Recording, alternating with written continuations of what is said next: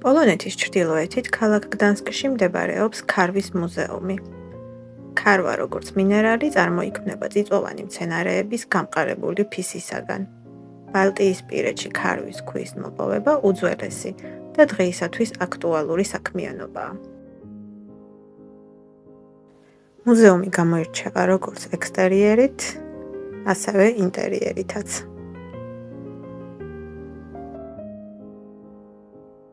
აქ შემოსულ დამთვალიერებელს თავი შესაძლოა სამეცნიერო ფანტაზიის ფილმშიც კი ეგონოს.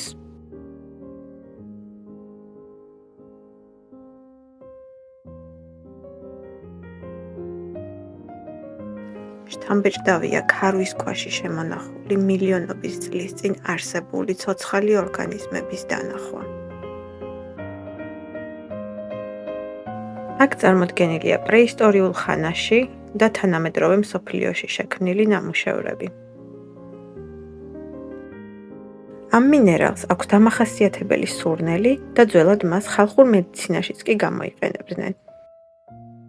ციფრული ტექნოლოგიების ინტეგრირება კიდევ უფრო სახალისოს ხდის მუზეუმში სტუმრობას.